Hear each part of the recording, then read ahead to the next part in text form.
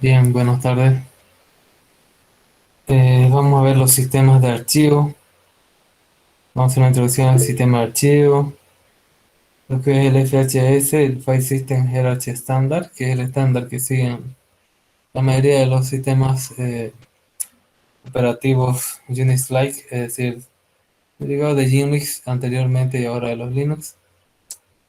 Vamos a ver el montaje de los sistemas de archivo y la codificación de caracteres en los sistemas de archivo.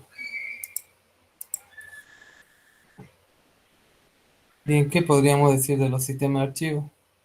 O file system, que se conoce en inglés, es la forma de guardar y organizar los archivos para poder utilizarlos correctamente.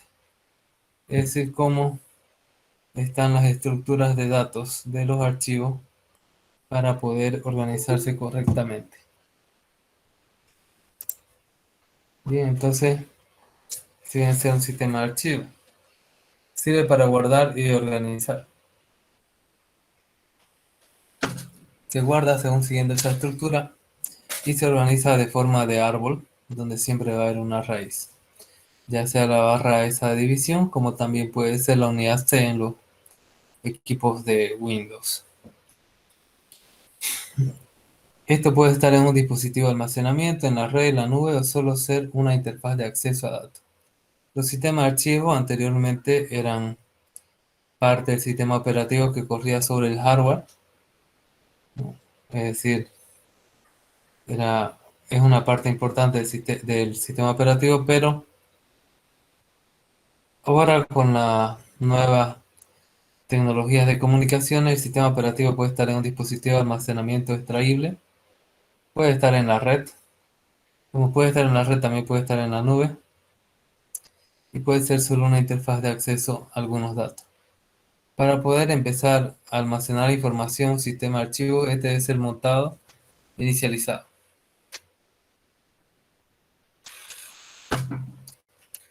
Un sistema de archivo, podemos nosotros tener un disco duro externo, por ejemplo, que conectamos a nuestra computadora.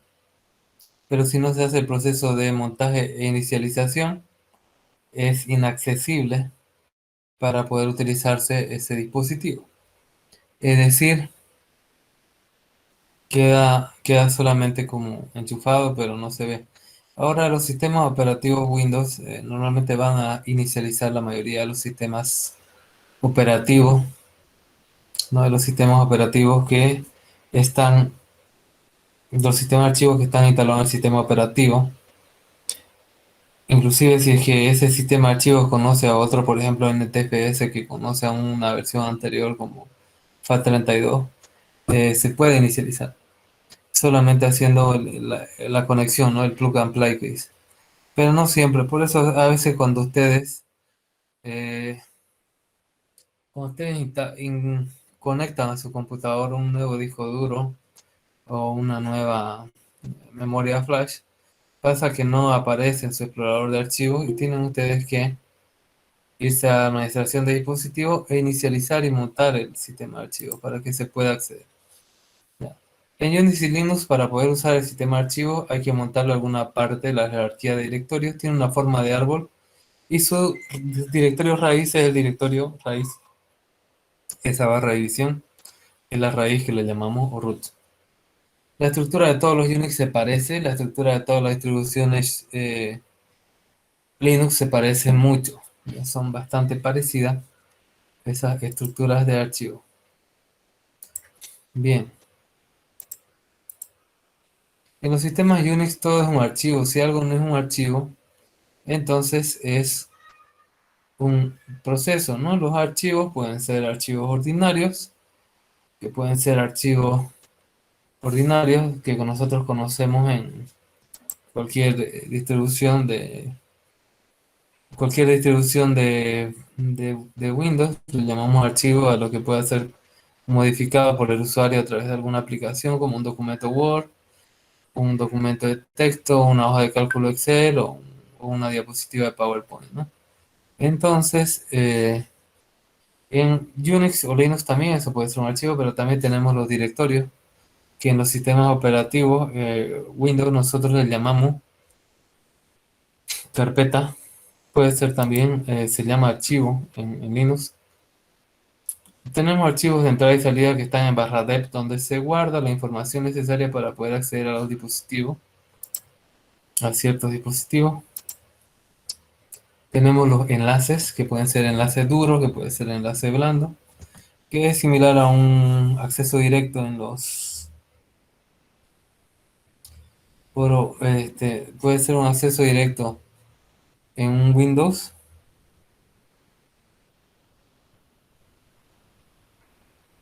Bien, entonces también tenemos los enlaces, ¿no? Que decíamos que era como similar a un acceso directo en los Windows. Tenemos FIFO, que son los pipes sin nombre para comunicarse entre procesos.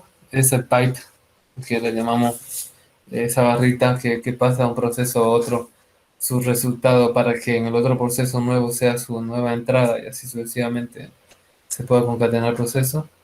Tenemos sockets de dominio similares a los sockets que son de TCP/IP, que te abren un protocolo y puerta a nivel de transporte, ¿no? TCP/25, UDP/69, etcétera. Para poder ver el tipo de archivo, lo que ustedes tienen que hacer es el listado en formato largo que se da con este comando ls-l. Y ahí si el primer carácter es un guioncito, es un archivo ordinario. Si es una D, es un directorio. Si es una C, es un archivo especial, que es un dispositivo que está formateado por carácter. Dispositivo formateado por carácter significa que va a escribir o leer carácter por carácter. L significa un enlace, una P pipes con nombre, una S socket de dominio, y también tenemos el B, que es lo mismo, un archivo especial, pero los dispositivos están formateados por bloque, es decir, ya no lee o escribe carácter por carácter, sino por un grupo o bloque de caracteres al mismo tiempo. Entonces, eso. Aquí tenemos nosotros el S-L de la raíz, y acá tenemos todos los directorios que tenemos. Por ejemplo, este de aquí viene a ser un enlace. El directorio bin dice que está dentro de la raíz, es decir, barra bin. En realidad es un enlace a USR bin. Este boot es un directorio, def directorio, directorio, directorio.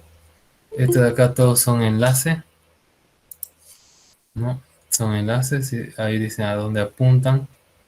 Si se elimina el archivo original, entonces el enlace simbólico o el enlace blando, que se llama esto, desaparece, ¿no? O sea, queda roto el enlace y no se puede acceder, obviamente, porque no es una copia del archivo, sino que simplemente es un enlace, un acceso.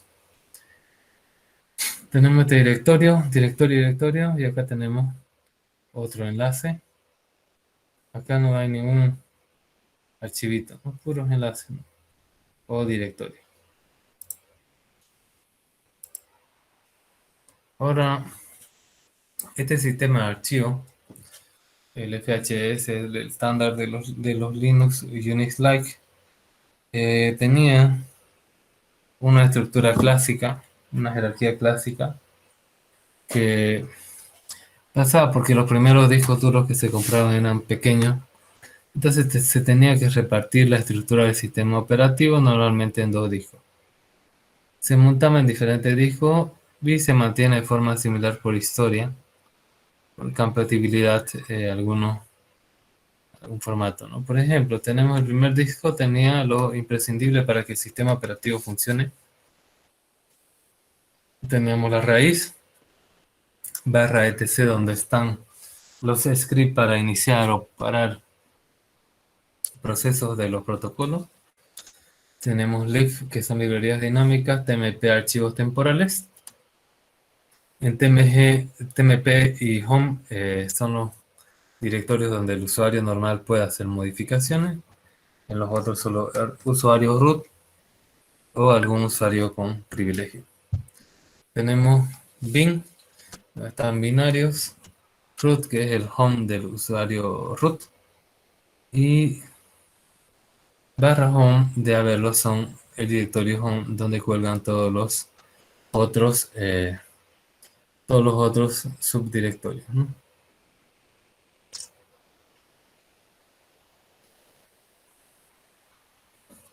Bien. En el segundo disco se montaba USR, que es multiusuario. USR Spool, donde están archivos de impresiones.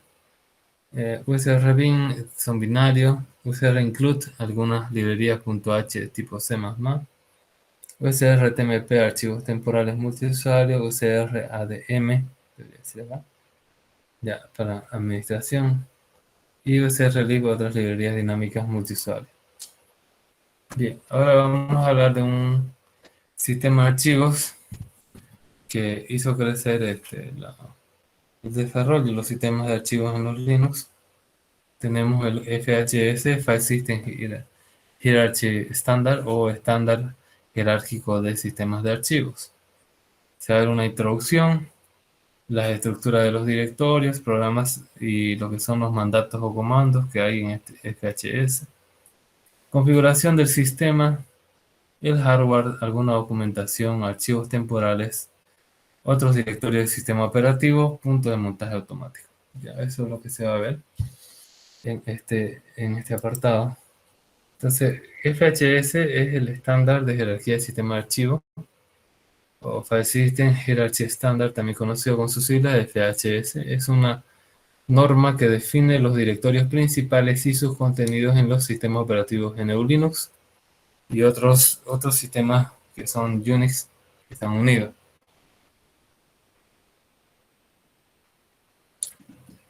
Trabaja desde el 94 para estandarizar los sistemas de distribuciones Linux, basándose en la organización tradicional que tiene los Unix. Ahora desde el 95 se amplió para que cualquier se una voluntariamente, pero prácticamente ninguna distribución Unix se ha unido a este sistema de archivo, aunque se parece bastante. Es mantenido por la Fundación Linux o la Linux Foundation. La última versión fue lanzada el 3 de junio de 2015. ¿No? Ya lleva tiempo esta versión 3.0. En el sistema de ficheros Unix y similares existen varias subjerarquías de directorios que poseen múltiples y diferentes funciones de almacenamiento y organización en todo el sistema. Estos directorios pueden clasificarse basándose en los criterios de compatibilidad y dinamismo. Estos son criterios bastante interesantes para ver si es que de un sistema de archivo a otro se pueden pasar o no algunos directorios, ¿no? Porque si no son compatibles no se va a poder pasar.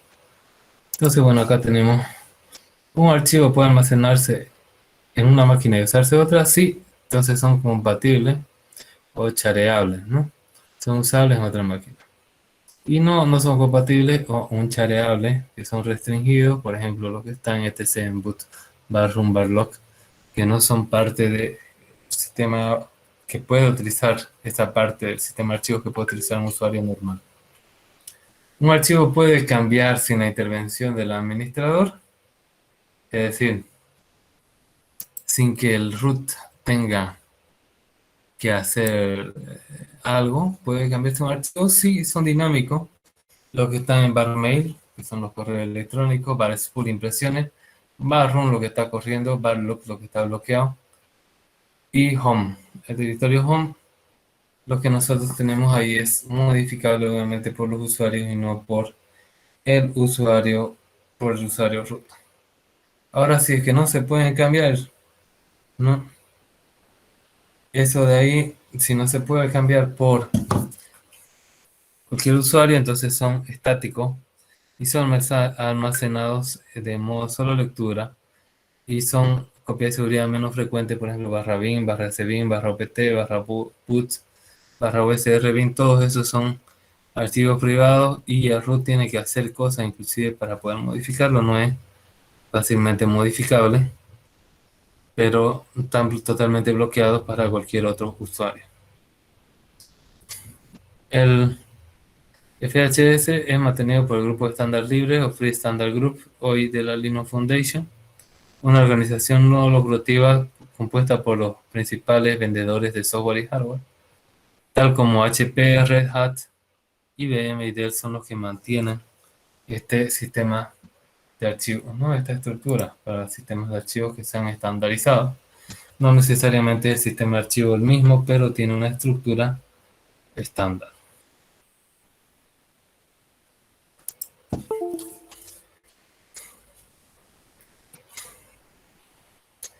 todas formas, la mayoría de las distribuciones Linux no siguen el estándar, ¿ya? Y en particular los caminos PATH expresamente creados para, por ejemplo, barra SRB, no es usado extensamente, ¿no? Algunos sistemas Linux rechazan FH en favor de enfoques diferentes, como el caso de Global Linux. El FHS comenzó a ser una iniciativa de Linux, otros sistemas operativos generalmente lo han ignorado, tienen sus propios sistemas de archivos, ¿no? Por ejemplo, los Ubuntu también tienen su propia forma de organizar la información. No es exactamente como los otros Linux, ¿no? Entonces tenemos los sistemas operativos ligados a Unix generalmente lo han ignorado en favor de su propio sistema, los cuales a veces varían ampliamente y a veces varían poco. Por ejemplo, macOS usa nombres como Application, Library y User en vez de ser OPT, lib y USR, que serían los equivalentes en lo que son los Linux, junto con la jerarquía de directorios tradicional de Unix. En Unix los sistemas similares y sistemas similares con BCD, que en realidad es un tipo de Unix. En EULinux, todos los sistemas de archivos y directorios aparecen debajo del directorio raíz. El directorio raíz, esa barra de división, es el directorio principal, aun cuando se encuentran en distintos dispositivos físicos. En la mayoría de estos directorios existen en todos los sistemas operativos tipo Unix y generalmente son usados de igual forma. Sin embargo, las descripciones presentes son las usadas específicamente por FHS. Es decir, ustedes cuando utilicen un Unix, seguramente va a ser parecido a esto que veamos en FHS, pero principalmente estamos viendo FHS, ¿no? Por más que sea parecido. Entonces no es obligatorio para las plataformas GNU Linux, pero es lo estándar. En el FHS todos los archivos y directorios aparecen en el directorio raíz, incluso si están almacenados en diferentes dispositivos físicos o virtuales. Ustedes dirán, ¿cómo es lo que pasa eso, no? Por ejemplo, a ver, vamos a explicar eso.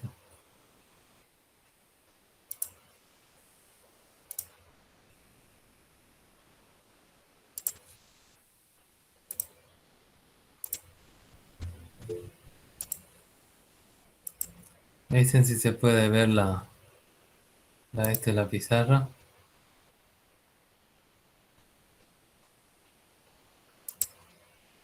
Sí, se ve, ingeniero.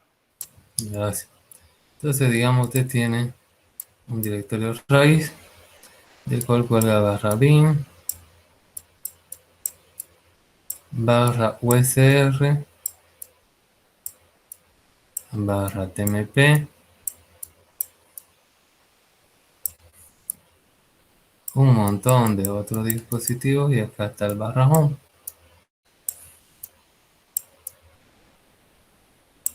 Y acá cuelga barra Pedro, no hay barra, ¿no? Pedro, María,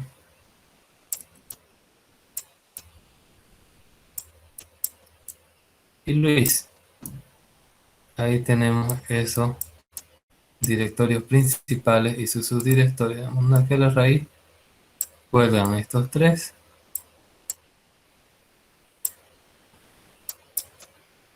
Y acá cuelgan estos otros tres. Bien, imaginémonos que todo esto está en un solo, todo esto está almacenado en un solo disco duro. No es casi, por ejemplo, un SATA, no sé. Este es el 1. Pero resulta que yo quiero más usuarios porque mi sistema operativo ha crecido. Entonces, hay otro disco que tiene su raíz. Y por ejemplo, acá están mis usuarios.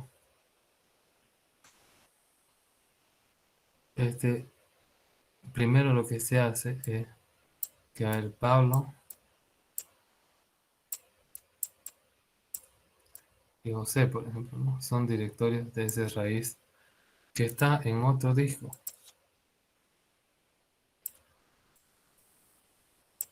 Ahora, ¿cómo se hace el enganche? En realidad el enganche se hace antes. Se crea el nuevo disco, o el casi 2, y se elige lo que se llama un punto de montaje, que en este caso nos conviene que sea el home, y significa que el home, aparte de tener estos directorios que están en SCSI 1, se va a hacer cargo de lo que haya en el SCSI 2. Por lo tanto, Pablo y José también van a ser parte de subdirectorios del home, ¿no? Se va a montar ahí, porque este es el punto de montaje. Si yo eligiera otro punto de montaje, ahí van a colgar lo que esté aquí. Bien, entonces, eso quiere decir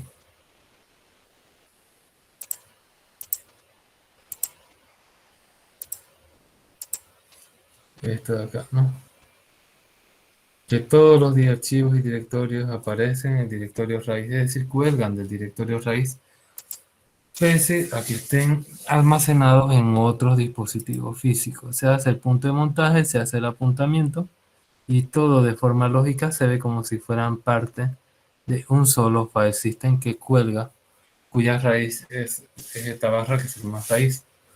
Ya sea un dispositivo físico o ya sea un dispositivo inclusive virtual o que esté en la nube, igual se va a hacer que todo cuelgue de la raíz. Algunos de estos directorios solo existen en un sistema particular si se instalan ciertos subsistemas, como el caso de los sistemas gráficos de Linux que se llaman los X-Windows. Acá tenemos un archivo que son /home.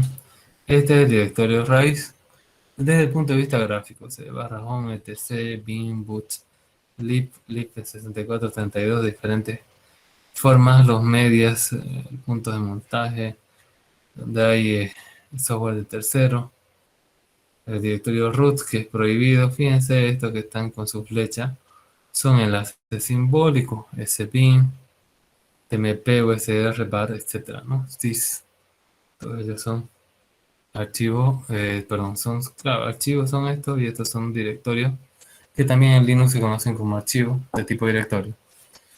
Ya. Y acá se ve también si hay un enlace simbólico, si hay un documento, y si es prohibido, pero o si es un enlace simbólico y al mismo tiempo un ejecutable, se ve como esta forma. En los sistemas operativos Debian no significa que en todos los sistemas operativos Linux ustedes vean de la misma forma.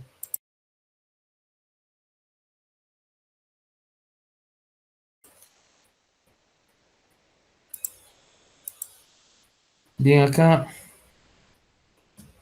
vamos a explicar un poco más o menos de forma simple cuáles son los directorios principales que hay en un sistema archivo estándar de jerarquía estándar como vienen a ser en los Linux. Ya, ahí está el primer datasheet. Tenemos la raíz que viene a ser la jerarquía primaria, la raíz o root del directorio raíz, que es el contenedor de todo el sistema de la jerarquía. Bin son las aplicaciones binarias, y aquí incluyen, por ejemplo, estos comandos cat, lscp, rmmkdir, etcétera, que son comandos principales de usuario, están ahí en /bin. /boot tenemos archivos cargadores de arranque, por ejemplo, núcleo. El intrd a menudo es una partición o disco aparte. /dev contiene archivos especiales de bloque y caracteres asociados a dispositivos hardware. Aquí encontramos todos los dispositivos físicos del sistema. Bueno, ese lo quiero mostrar. Estoy acá en Debian. Se puede ver, ¿no? El sistema. Sí, se puede ver. Ya, entonces,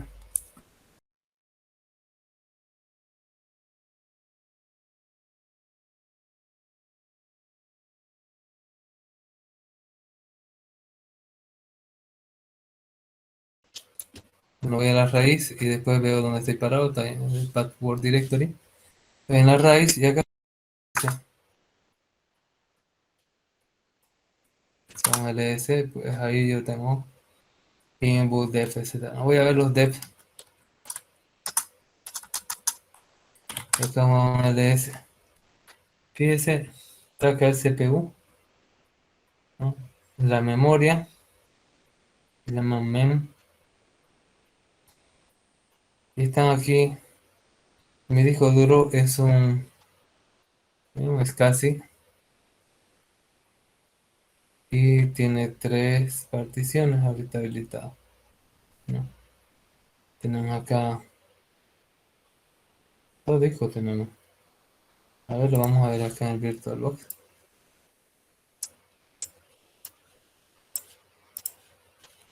Vamos a ver la configuración.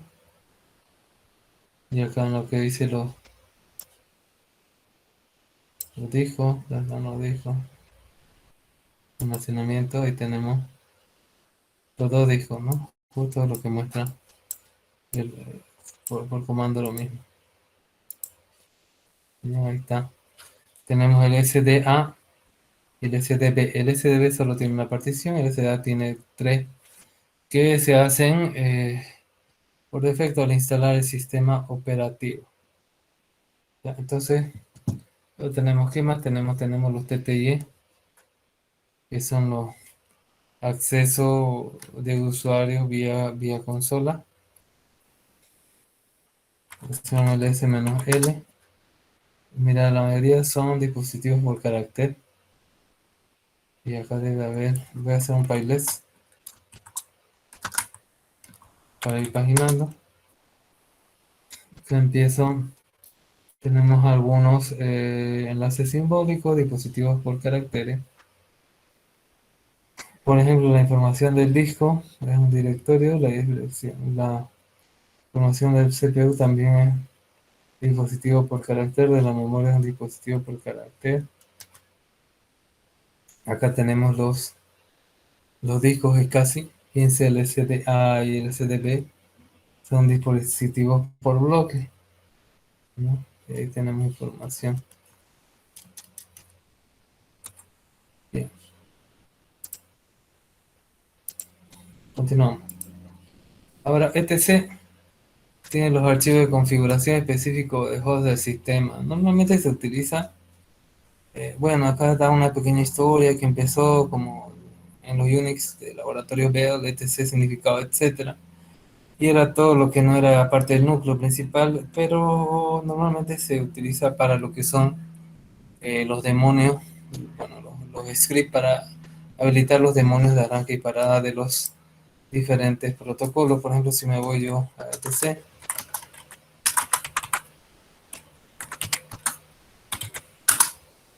aquí veo, no se ve bien, pero ahí están. Debe estar el SSH, aquí está el SSH. Debe estar también.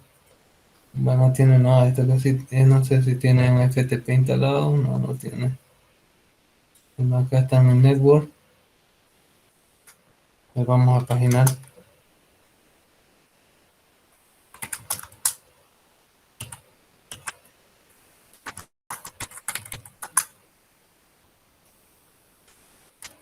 Anacron, tenemos el Anacron también. Tenemos para controlar el demonio Cron de los procesos que son programados DHCP para lo que es el protocolo DHCP. ¿Qué más tenemos? Emacs, que es un editor. Mm, initd sirve para inicializar algunos procesos de usuario. LDAP, que viene a ser un protocolo de directorio activo para usuario.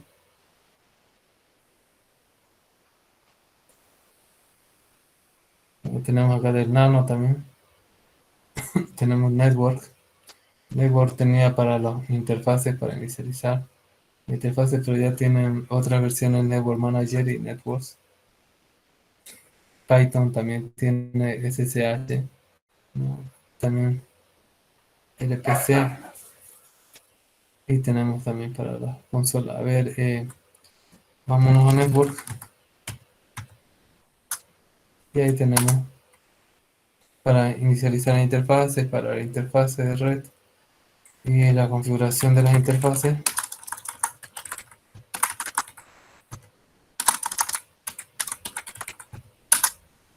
Ahí tenemos, ¿no?, que tiene una interfaz estática con una dirección IP y tiene otra interfaz que es de DHCP.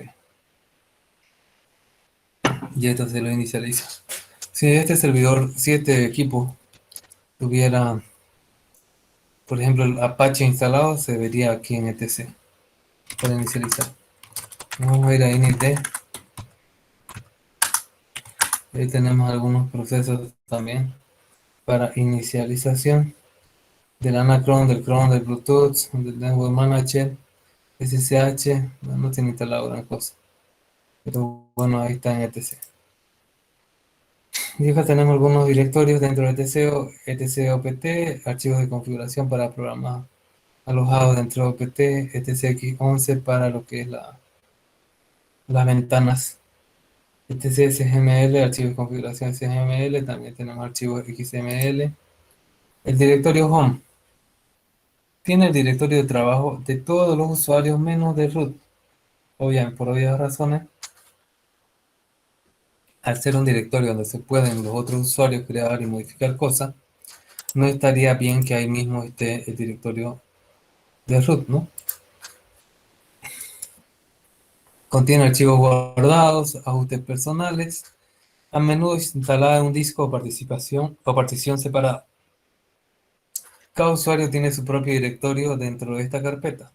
Cada usuario, ¿no? Entonces, si me voy a maquinita y me voy a barra home y a un ls, existen esos usuarios, usuarios de barrio, usuario práctica 1, práctica 2 y pruebas, ¿no?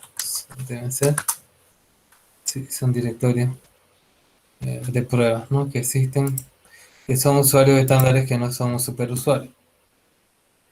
Barra lib contiene todas las librerías o bibliotecas esenciales compartidas con programas alojados, es decir, binarios para bin y sbin, para que los ejecutables puedan de ahí capturar algunas librerías o bibliotecas dinámicas. ¿Y por qué hay esta modificación? Porque esta librería se tiene que actualizar dependiendo de si hay nuevas versiones de algún protocolo, si se formatea de alguna forma los datos que entran o salen, etc. libsqual contiene alternativos de las bibliotecas esenciales. Dichos directorios son opcionales, pero si existen, tienen algunos requisitos. Es decir, no es importante, muy importante ese directorio, pero puede aparecer. Media, tenemos punto de montaje, apareció en la versión 2.3. Como pendrive, inclusive sirve para el disco duro de alguna partición del sistema operativo. MNT también utiliza esta misma función. Depende de cómo implemente el sistema operativo la distribución. Va a estar en medio o va a estar en MNT, que es donde se guardan los archivos temporales. Ya, y la diferencia es que no necesita contraseña, ¿no?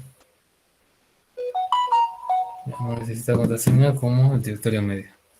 OPT son programas de aplicaciones estáticas, pueden ser compartidas entre usuarios y puede ser también, le llaman aplicaciones de tercero. De tercero. Continuamos. Proc contiene todos los, principalmente archivos de texto que documentan el núcleo y estados de los procesos. Ahora estos archivos no son reales, sino que te da alguna información de los procesos. A ver, por ejemplo, yo puedo hacer un cat CPU info y me dice que es un Intel genuino, que es un Core i7 de 2.6 GB, a su velocidad 2,5, que bueno, es 2,6, ¿no? Ahí tiene otras informaciones del procesador que tiene. No sé si la máquina virtual me da esa información. Acá, talla de almacenamiento, audio, red, CPU, reflexión. Vamos a ver la configuración de consola, está habilitado.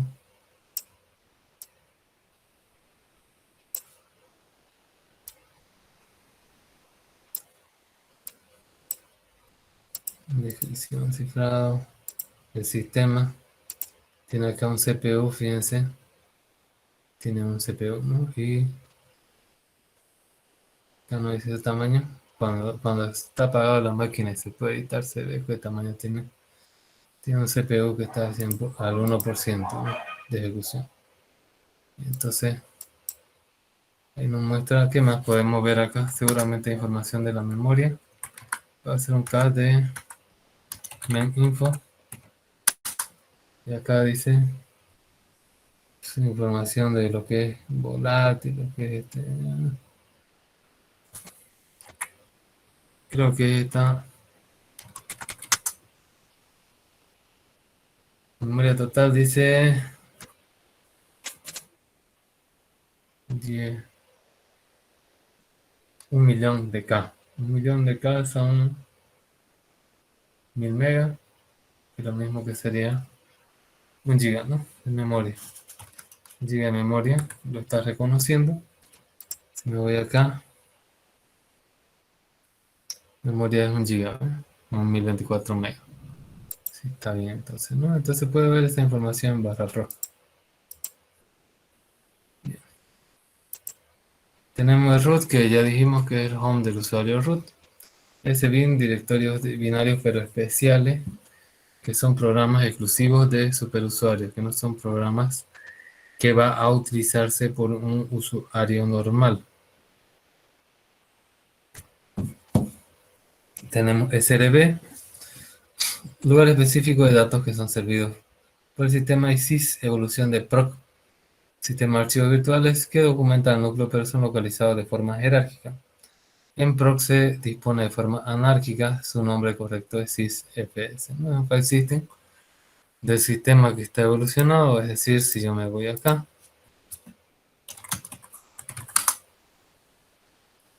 ver una información que está jerárquicamente organizada, ¿no? Puedo ver la potencia, los módulos, el kernel, el hipervisor, el file system, el dispositivo. A ver si me voy a barra dev. Veo si están por cadenas y bloques. Si me voy a devices, ahí me voy cierta información de los software que tienen del sistema. Si me voy al firmware, ahí tengo el mapeo de memoria, ¿no? Entonces tiene información que viene a ser más detallada, ¿no? Si me voy para el system, tengo información acá del almacenamiento, su sistema operativo, por si acaso, perdón, su sistema de archivo de esta versión de Debian se llama X4. Ahorita creo que estamos en la versión 6. Bien. Sys ya es una evolución y TMP son archivos temporales y también va TMP similar. Ahora tenemos USR, que es jerarquía de usuarios, de multiusuario, que puede ser accesible por todos los usuarios. Accesible no significa modificable. Tenemos USR bin, comandos binarios, no administrativos para todos los usuarios. Son de solo lectura, pero pueden tener su propia configuración en cada directorio home.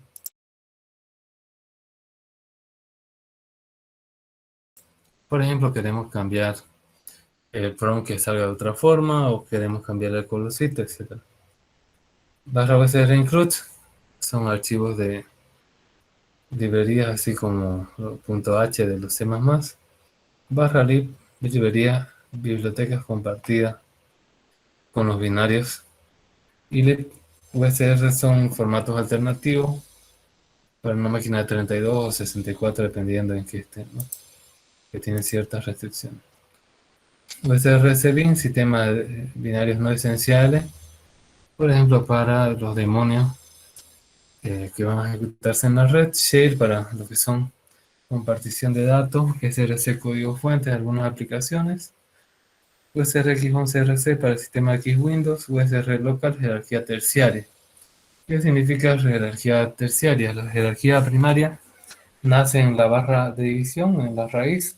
La jerarquía secundaria nace en USR y la jerarquía terciaria nace en USR locals. Y tiene otra estructura similar a toda la anterior.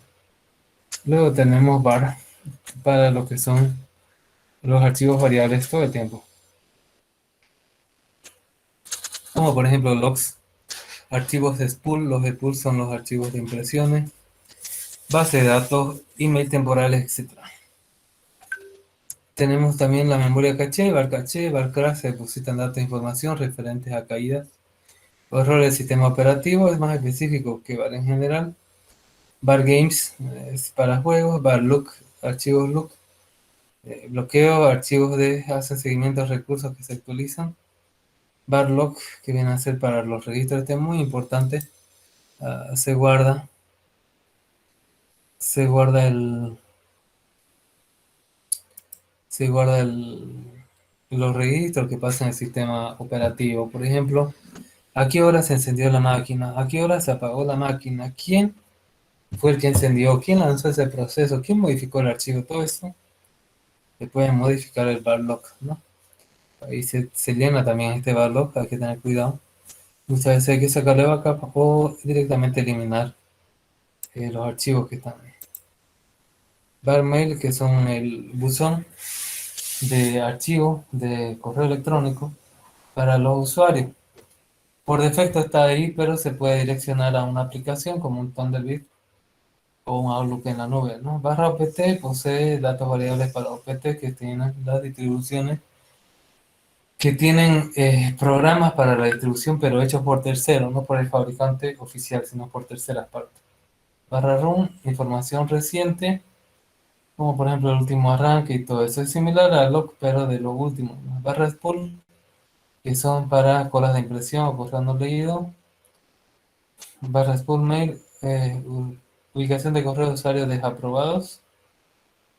Y bar TMP, archivos temporales que a diferencia de TMP no se borran entre sesiones o reinicio del sistema. Barra TMP se borra todo al iniciar el sistema operativo. Y bar TMP no lo borra, se queda guardado. Bien. Entonces acá, simplificando, tenemos los directorios de usuario en un file system Linux. Directorio de administrador o superusuario barra root. Directorios locales son home J. Pérez y Juan Pérez, home profesores o home alumnos.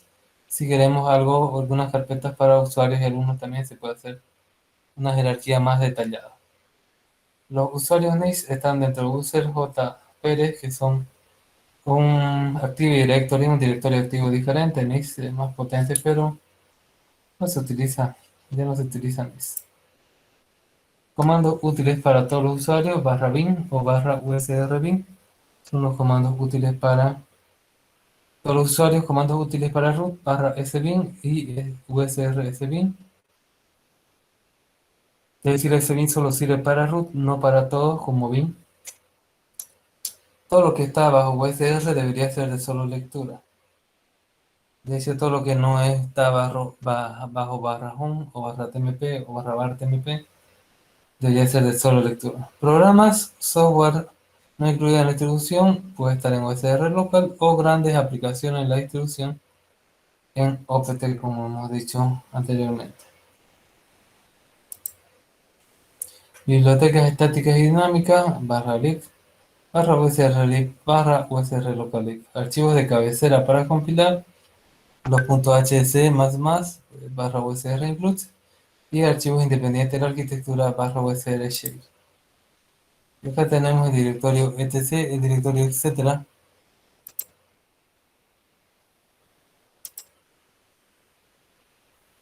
Ese directorio tiene información sobre el sistema de archivos, punto de montaje, opciones, etcétera, ¿no? Y por ejemplo tenemos etcfsetup, que muestra la información del sistema de archivos. Las cuentas de usuario están en etcpasswd.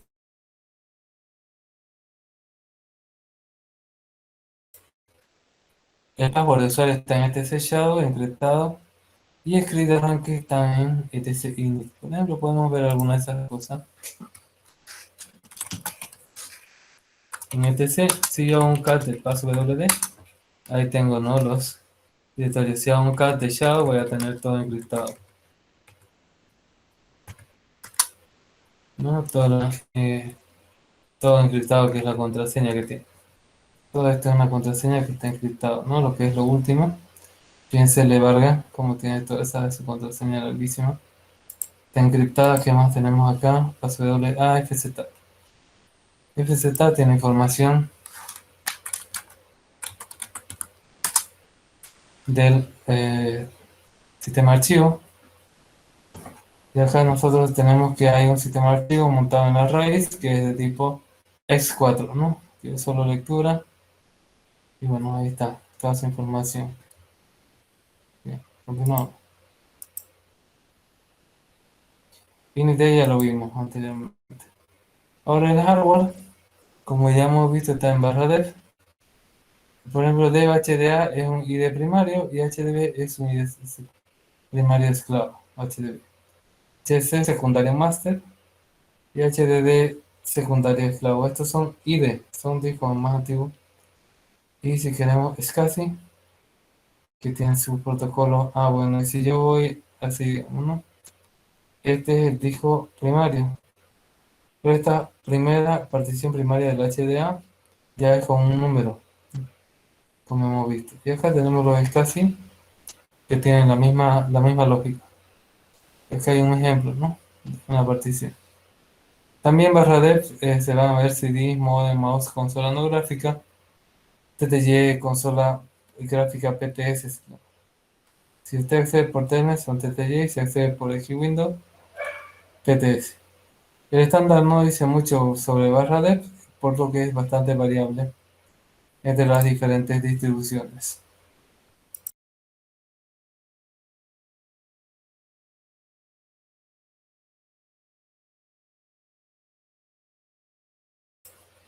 También barra proc tenemos y en barra sys tenemos información que corresponden son archivos virtuales, es decir, que no son realmente archivos, sino que ese mismo se crean cuando te lo llaman. Estructuras del kernel, que información CPU, memoria, tarjetas, ¿no? Barra proc y barra sys no corresponden con disco físico, sino que son el medio de enviar y recibir información directamente del kernel. Cuando se lee o escribe algún archivo en barra proc, se está pidiendo o recibiendo información. Tenemos acá CPU info, información de la CPU, proc PCI, información de tarjetas PCI, Trovio port, puertos de entrada y salida, ya sea de un UTP o TCP, barra proc info, información de memoria, barra proc NN, información del proceso número NN. La documentación está en USR Share Docs sobre el software del sistema y también puede tener el comando man que está en USR man. Archivos temporales que se borran cuando la máquina arranca están en TMP. Fragmentos de archivos recuperados están en los smartphones. Y estos archivos son los que cambian con frecuencia. Obviamente los que están dentro de logs cambian con frecuencia.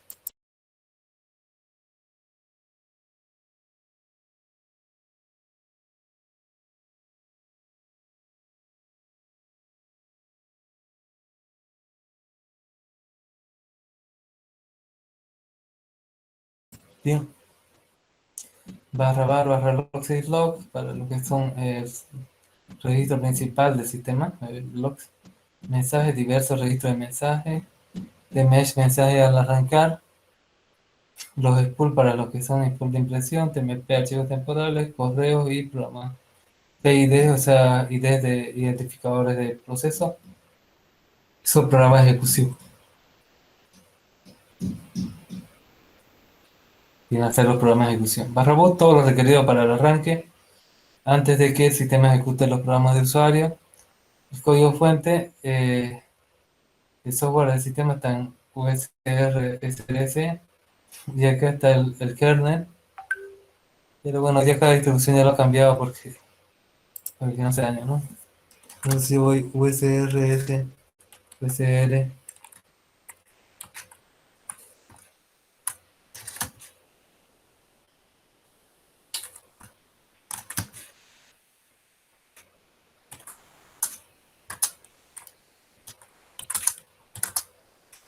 No hay nada, fíjense, ya no hay nada. Me ha quedado un ls-la. Para ver los archivos ocultos no hay, solo hay el directorio yo y directorio padre, ¿no? Entonces no hay. Antes ahí se guardaba todo el código fuente de los Linux. Y bien, vamos a hablar de los puntos de montaje que son una parte importante cuando usted crea un sistema de archivo en otro disco u otra máquina y la quiere utilizar en la máquina donde usted tiene, entonces tiene que haber un punto de montaje.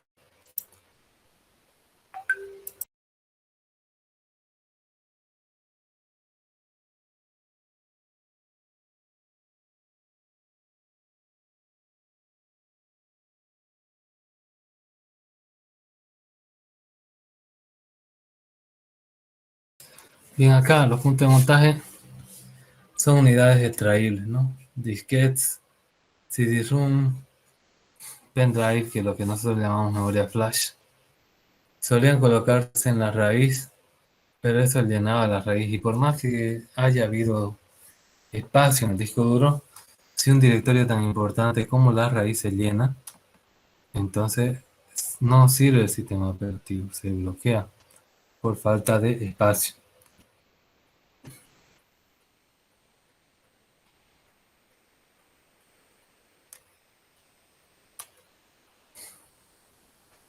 Bien, entonces FHS 2.13 en el 2004 aparece con media, que ahí monta. Media viene a ser un punto de montaje para estos dispositivos temporales. CD-ROM, CD-recorder, zip. Zip que era un dispositivo magnético como un disquete, que son esos floppy que dice ahí abajo. Es como un disquete, pero tenía mucha más información, casi el tamaño de un CD. Y eso era altísimo antes. Si hay solo un tipo, media CD-ROM, y si hay más de uno, se van numerando, ¿no? CD-ROM 0, el 1, y se hace como un enlace simbólico. MNT, directorio vacío, para que el administrador, o sea, el usuario root, monte sistema de archivo que necesite temporalmente. Los programas no deberían usarlo, ¿no? Ni los usuarios tampoco. Montaje del sistema de archivo. ¿Cómo se monta un sistema de archivo? Se monta con un comando que se llama mount. Y DFE sirve para ver disk free, ¿no? Disco libre. Como hemos visto, la información de los puntos montados está en etcfsetup. Hay diferentes tipos de archivos, sistema de archivo en espacio usuario y también tenemos el SSH File System, que es el sistema de archivo para la shell segura, pero en la red. Ya no estamos hablando de forma local. Entonces, normalmente no todos los archivos del árbol de directorio se encuentran en el mismo disco. Entonces hay un punto de montaje que es directorio que pertenece a otro disco, como le dice el dibujo, o partición distinto, puede ser también una sola partición, pero el mismo disco, junto con todo su contenido, excluyendo otros puntos de montaje, ¿no? Y sirve del enganche al nuevo disco. Se puede consultar los puntos de montaje junto con los discos o particiones que están montadas en ellos con las órdenes mount y def. Aquí tenemos un ejemplo de mount y este sys file system está en el punto de montaje sys y es de tipo sysfs. Por ejemplo, devsa sda1 significa mi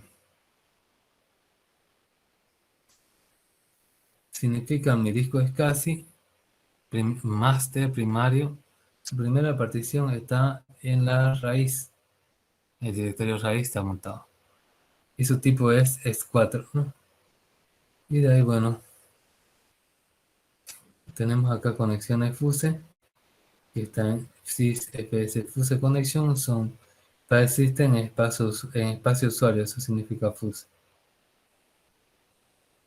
De ahí no hay nada más, todos los demás TMP, file system y todo eso son archivos temporales que se montan por defecto. DF muestra cada una de las particiones de los ficheros reales montados en el sistema de punto de montaje donde está montado y su capacidad de uso. Por ejemplo, la raíz, fíjense que es barra dev sda1 está al 58%. Es decir, se puede estar llenando y si se llena ya el sistema operativo no sirve. Una posición de F acá A mí me dice que mi raíz está al 19%. Y está también en SDA1. Es obvio que sea la raíz el primer file system en montarse porque viene a ser la primera partición del primer disco primario, ¿no? Bien.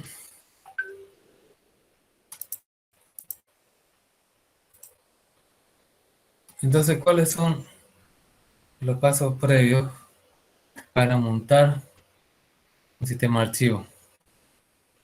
Ya, entonces, primero tiene que instalar los paquetes NFS. NFS Common y sysútil para poder usted montar un sistema archivo. Hay que comprobar las particiones y discos existentes con sbin fcdis fdis-l. Crear particiones, usted le da sbin fcdis y el dispositivo. Por ejemplo, el dispositivo puede ser un SDA1, SDA2, etcétera, pero con ruta completa. Y las opciones son M ayuda, N nueva partición, P partición primaria, 1 número de la partición, 1 primer cilindro, máximo, último cilindro, a que no sé que queramos tener más particiones, y W para guardar los cambios. Y para ver el tipo de formato del sistema operativo, df-th.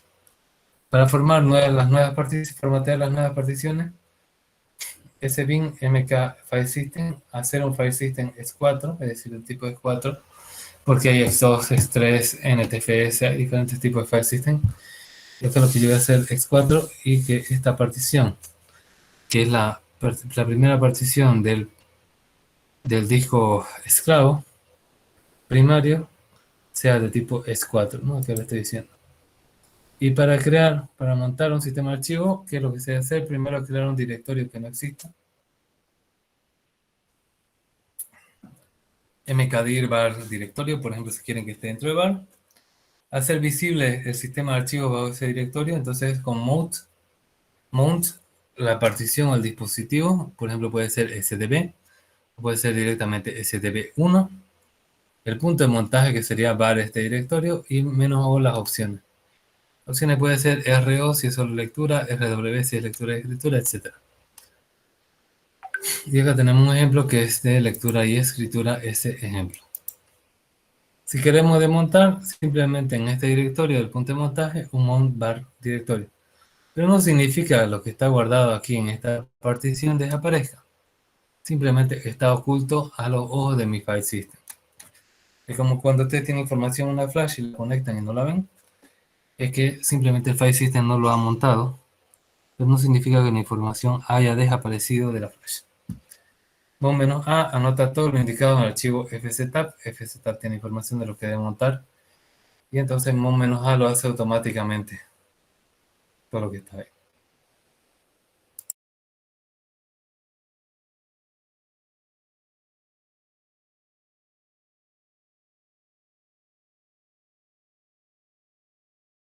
Si yo hago lo que es un mount media pendrive, lo que monta es el pendrive con todas las opciones indicadas, ya no le pongo más opciones, solo como está en fztab, ¿no? Y acá yo estoy viendo ese fztab con todas las opciones que tienen. Aquí tenemos las diferentes particiones, su punto de montaje, su tipo de sistema X2, X3, X4 y sus opciones si tiene no time, solo lectura, por defecto, si los usuarios pueden, si no tiene auto, tiene auto. Y acá tenemos también para copia de seguridad, son estas opciones, y contraseña, ¿no? Si están habilitados o no. Dump debe incluye en las copias de seguridad hechas con DAP. Normalmente no, DAM es un sistema de copia de seguridad. Y pass orden para que se haga el chequeo de los discos al arranque. Por defecto está desactivado y esto 1 significa que sí está activado, ¿no? Ese chequeo de discos. Tipos de sistemas de archivos tradicionales: MS-DOS, VFAT, FAT32, NTFS, ISO 9660, Minex, X2, Conjournal, Express, Razer, JFS, XFS, S4. Con caracteres especiales,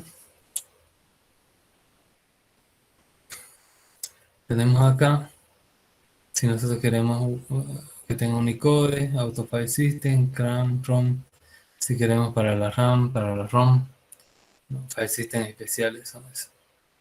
Si no aplicado dispositivos, barra proxy, DFS, DFS, DPTS, TMP, FS, RAM, FS, USB, FS no es a una partición, sino que directamente al sistema operativo.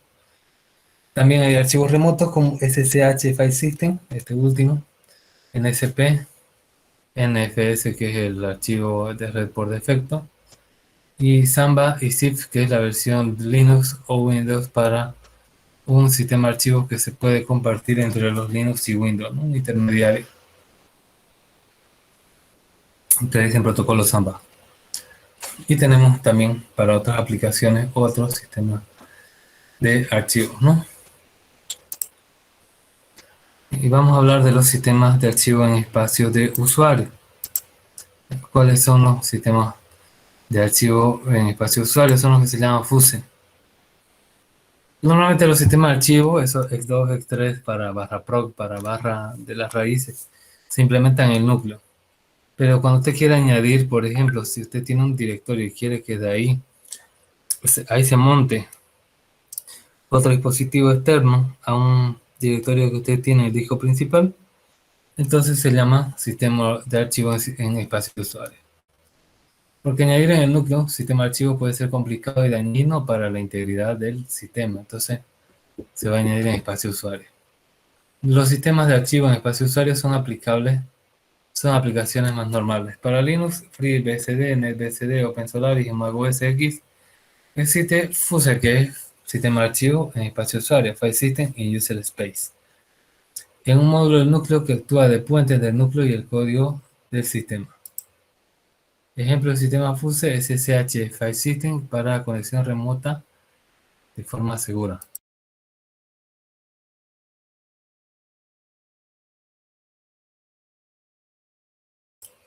Luego tenemos almacenamiento en archivos empaquetados, a lo que es Z, zip, etcétera, almacenamiento de base de datos, encriptación, hardware poco común, sistema de versiones de archivo y monitorización del sistema de archivo. Y bueno, tenemos un sistema de archivo en la red. SSH, un protocolo de acceso remoto a la red seguro. Y tiene su propio sistema de archivo que se llama SSH-FS o SSH File System, Security Shell File System, basado en FUSE, sistema de archivos de red, que es menos eficiente pero más seguro que NFS. En el servidor basta con disponer de un demonio SSH convencional y en el cliente basta con instalar el paquete SSH-FS. ¿Y cómo se monta un remoto? Por ejemplo, acá tenemos el usuario y su máquina y se pone el punto de montaje. ¿Qué significa? Que yo estoy montando de donde yo estoy parado, de mi home lo estoy montando en este punto de montaje que está en otra máquina y este es el login de usuario, obviamente va a pedir password.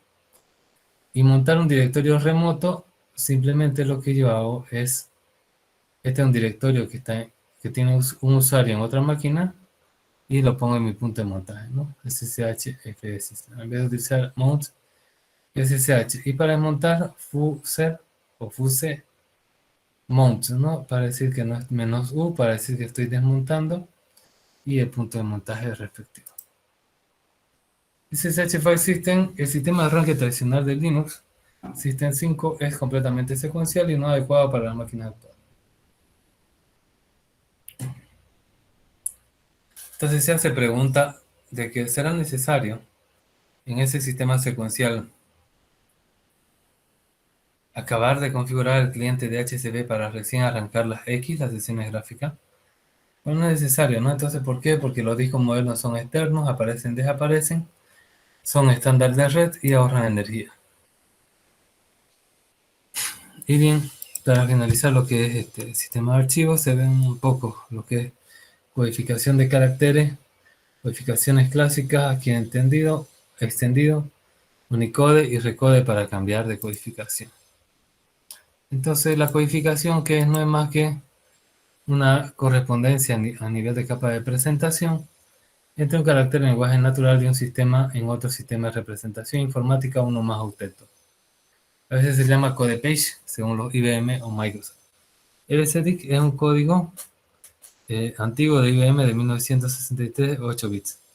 Después tenemos ASCII, que es el estándar American Standard Code for Information Interchange, o estándar de codificación americana para intercambio de información. Y está reconocida en la ANSI del 1963, es de 7 bits y solo para el idioma inglés. Después tenemos el ASCII de 8 bits, que son el ASCII extendido, donde cada idioma tiene su propia variante.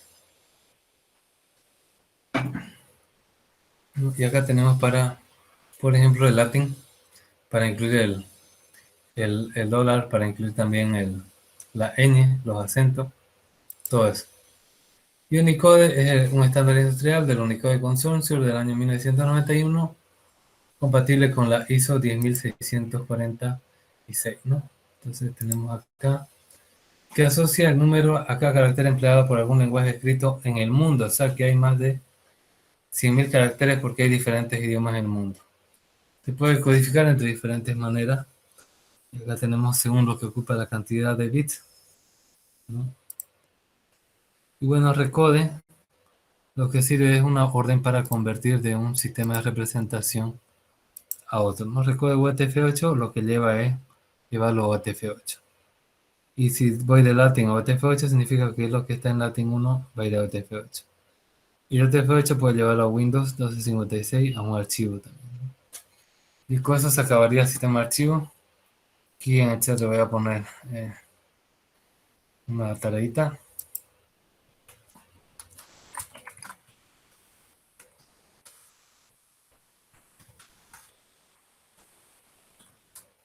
Lo voy a subir a la plataforma acá.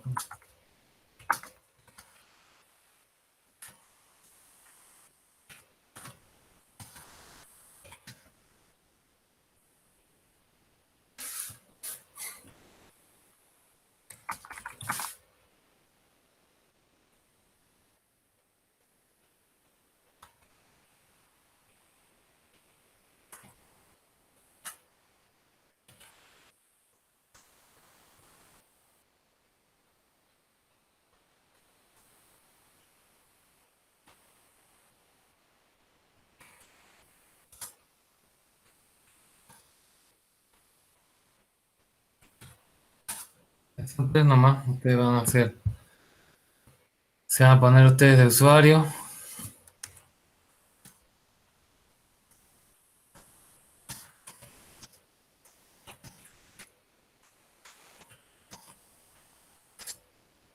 Se ponen de usuario en local remoto y hacen uno para un punto de montaje de otra partición con el mount, ¿no?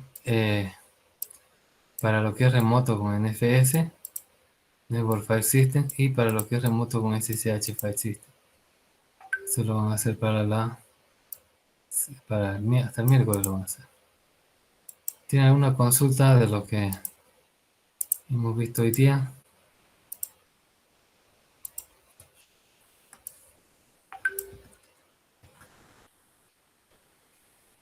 En un par de minutos.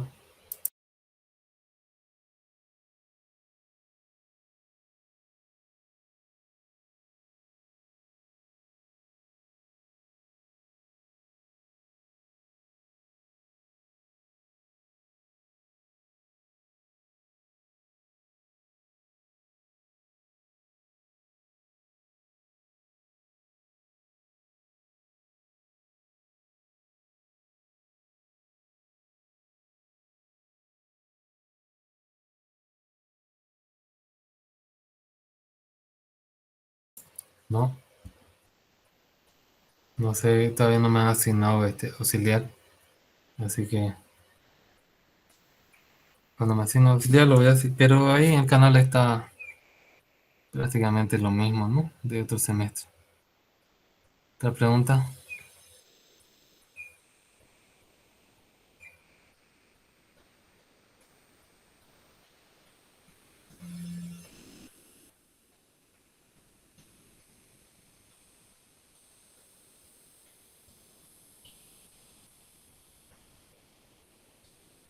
Sí, sí, es individual. Son 3 ejercicios locos, ¿no?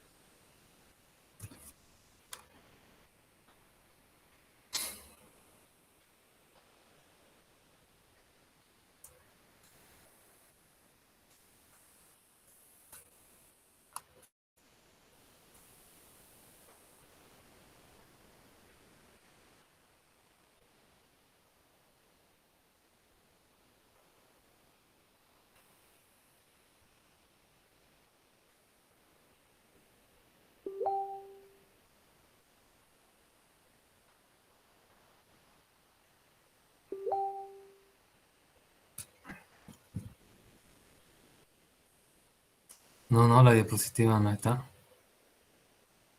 Sí, todos los comandos en papel. ¿No? Todos los comandos en papel lo van a hacer. No hay ninguna captura de resultado.